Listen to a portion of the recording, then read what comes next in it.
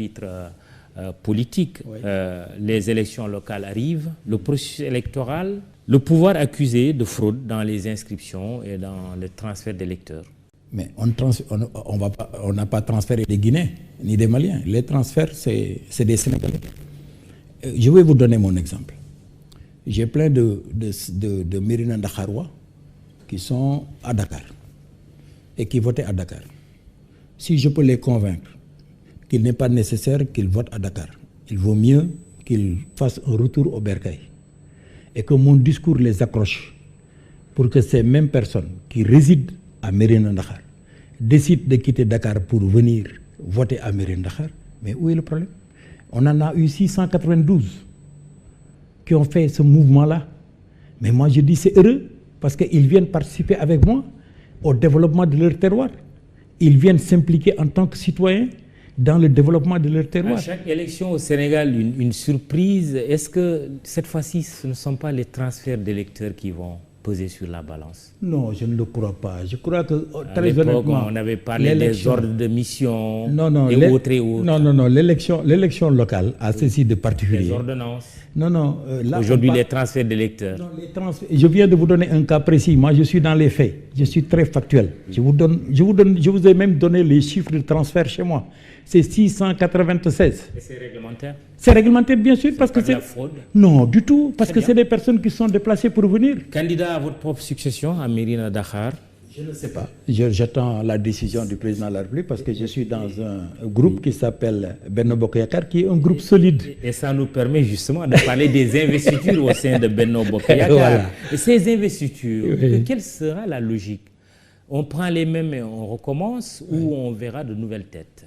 Alors, je ne suis pas dans le secret parce que moi, je ne suis pas membre donc, de cette conférence des leaders de Benno Bokk Yakaar. Je n'y siège pas parce que mon leader, il siège, c'est le président Macky Sall.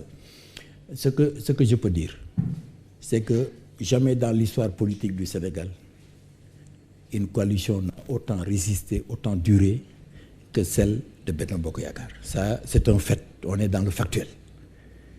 Pourquoi? Parce que nous avons une plateforme. La plateforme qui nous lie, c'est le Sénégal émergent.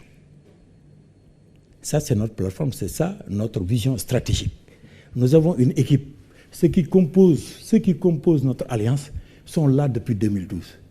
Et nous avons un bon capitaine, c'est le président Macky Sall. Mais la paire, votre parti accusé parfois de gourmandise vis-à-vis de ses alliés. Oui. Mais le président est un bon arbitre. Est-ce que vos principaux alliés, le PS, l'AFP, jusqu'au PIT, LD... Justement, le président est un bon arbitre. Oui. C'est un bon capitaine d'équipe. Oui. Et nous avons, comme dit le président Niass, un navire solide. On a une équipe soudée et on a un capitaine intrépide. Le capitaine intrépide, c'est le président Macky Sall. Et si le PS vous disait aujourd'hui qu'il veut garder Dakar? Je vais vous dire quelque chose. Mamoudou. Et ça mérite réflexion. Nous sommes au Sénégal dans un régime présidentiel où le président est élu au suffrage universel. C'est le président Macky Sall.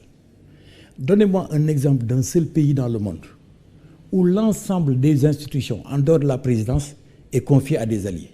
Il n'y a que le Sénégal qui a fait ça. Il n'y a que Macky Sall qui l'a fait. Je parle des locales. Je pose ma question autrement. Si le PS disait aujourd'hui qu'il veut garder Dakar, une façon de parler. On sait que Khalifa Sall, ancien maire, était socialiste. On sait ce qui s'est passé.